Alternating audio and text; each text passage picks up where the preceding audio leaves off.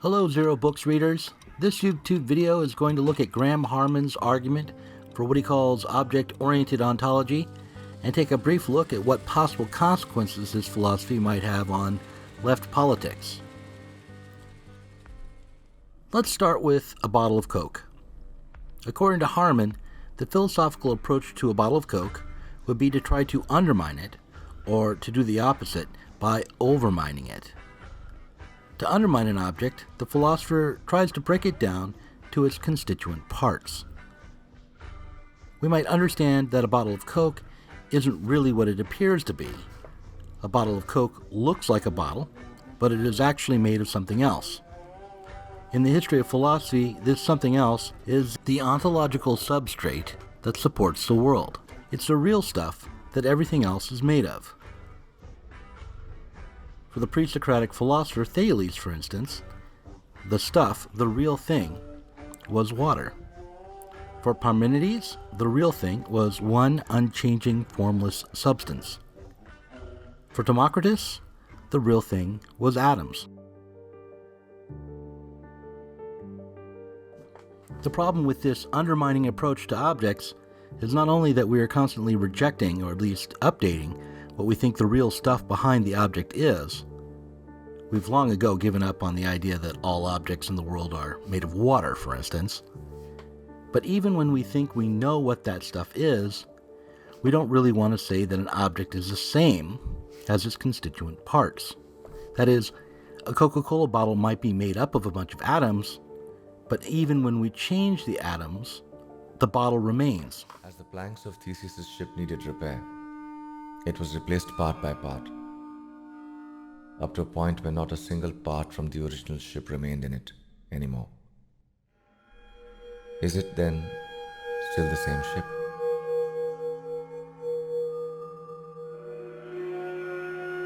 If all the discarded parts were used to build another ship, which of the two, if either, is the real ship of Theseus? Harman deploys the word overmine in order to describe those philosophers who want to understand objects as nodes in networks. They're not primary, that there are individuating processes that come before that are primary before the table. You're going to see Bruno Latour, my favorite living philosopher, who I nonetheless disagree with strongly on this point. Latour thinks a thing is nothing more than what it does. An object is whatever it transforms, modifies, perturbs, or creates for Latour. This is why he calls it an actor and not an object.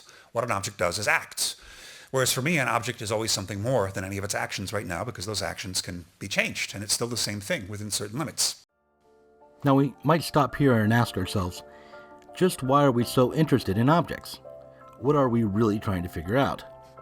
Originally, the goal of examining objects like candles or bottles or people was to attempt to understand them, to find out what they really were. However, Harman doesn't share that aim with the philosophers. Philosophy means love of wisdom. It does not mean wisdom. It was the sophists who claimed to have wisdom. The sophists were the ones who took money to teach you what the truth of things was, and that truth was pretty minimal. The truth was that everything is true or that nothing is true, and therefore you should simply win arguments. This is what they would teach children to do. Whereas Socrates is the one who never gets knowledge about anything. Socrates is famous for asking the definitions of things in his conversations. It's often forgotten that he never reaches any definitions. No Platonic dialogue ends with an answer about what justice is, or what virtue is, or what friendship is, or what love is. These are always left hanging in the air. Any particular answer turns out to be inadequate. Despite Harman's reference to Socrates, he is breaking from the usual aim of philosophy. Harman wants to abandon reason, even as a process. He's not interested in the kinds of questions Socrates was interested in. Rather, he's interested in the intuition of objects, or the direct experience of objects. There's a remark by Marcel Duchamp, which I love very much. He states it as a goal to reach the impossibility of transferring from one like image to another the memory imprint. If I look at a Coca-Cola bottle and then look at another Coca-Cola bottle, I want to forget the first Coca-Cola bottle. in order to see the second Coca-Cola bottle as being original. And it is original because it's in a different position in space and time, and light is shining on it differently, so that no two Coca-Cola bottles are the same.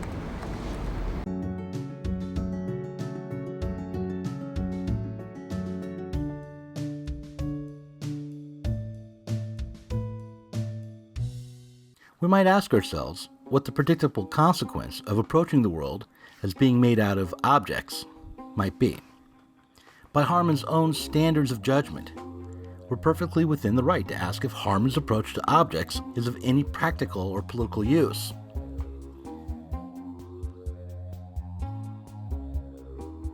Whitehead, I think, who made the best case against the notion of philosophy as a deductive science. There's this idea out there that we inherited from Descartes and Spinoza that philosophy is a deductive system where you start from some unshakable first principle, and then from that you have to proceed rigorously step by step through a series of deductions such that if any of your deductions fail, the whole thing collapses. Whitehead's objection to this was that that's not the method of philosophy. That's the method of geometry. Deduction has only a subordinate value in philosophy. The method in philosophy is descriptive generalization. He also said in a related claim that philosophies are not refuted, they're abandoned. In other words, you don't give up a philosophy because someone has a perfect argument against point 3 in Descartes' deduction. You give it up because the philosophy seems too abstract, or it doesn't address all of experience as we know it. So an example would be that Parmenides in pre-Socratic philosophy says that being is and non-being is not, and the senses and opinion show us that everything is many, whereas thought shows us that everything is one, reason shows us that everything is one. Now, it's hard to refute that. How would you refute that? How would you refute the idea that everything is one if we use reason and everything is many only because of the senses? I don't think you refute it. You just give up on it because it seems far too abstract to make sense of the world as we know it. It's not that somebody has a knockdown argument, as analytic philosophers say, against Parmenides. It's that you give up on it because it seems to not address all aspects of experience. In a blog post entitled Between Us, the dandy philosopher Levi Bryant claims that objects are not defined by their position in a system. They're not merely the same as what they are doing. However, later on, Bryant suggests that we need to rethink what systems are, what a true ecological relationship is. And to explain what these ecological relationships are, Bryant shifts away from the level of ontology to the level of politics. Bryant claims that, quote, you get a failure to think relationally when you go on and on about agents as if they were little sovereigns that exist in a vacuum or void, unrelated to anything else. The right-wing version of this failure claims that there are only individuals and that society can be reduced to individuals. You get something like Margaret Thatcher's claim that society doesn't exist, that there are only individuals and families. This allows Thatcher and other conservatives to conveniently ignore anything like material conditions or social forces, pretending we're all self-made men that pulled ourselves up by our bootstraps.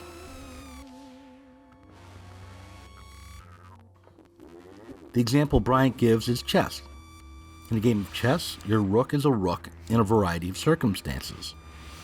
But it doesn't move independently or in a vacuum. It moves or is played both within the context of the rules of chess and in reaction to the opponent's pieces. Social forces are constraints on agency that don't emerge from any particular agent, but from the ecology of agents at a particular point in time. Now, Harman says there are only two ways to understand a rook, two ways to understand a Coca-Cola bottle. We can look to see what it is made of, describe its component parts, or we can describe what it does. However, we might be able to describe a Coca-Cola bottle differently, to understand it differently. We might be able to understand a Coca-Cola bottle as a commodity within the system of capital, in the same way that we can understand a rook as a piece within the system of chess. But that approach to Coca-Cola bottles and rooks seems to me to go beyond the level of object-oriented ontology. Can we claim that a rook is an object if what makes it a rook isn't something inherent in itself, and it isn't something that is intuitively apparent objectively, but something quite rationalized and knowable? Are we undermining or overmining a rook when we understand it as a rook because of the rules of the game.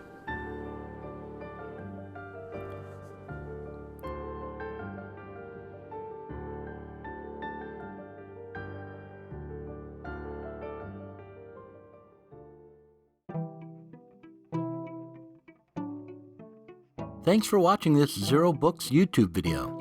If you enjoy philosophy, if you're interested in exploring how thinking about epistemology, ontology, and politics can actually come together and be made relevant, then check out the Zero Books imprint. Go to zero-books.net to find our catalog of books like Uncertain Futures, Continuity and Rupture, Capitalist Realism, The Quadruple Object, and many others. You might also subscribe to this YouTube channel and look for other videos like this one. Thanks again.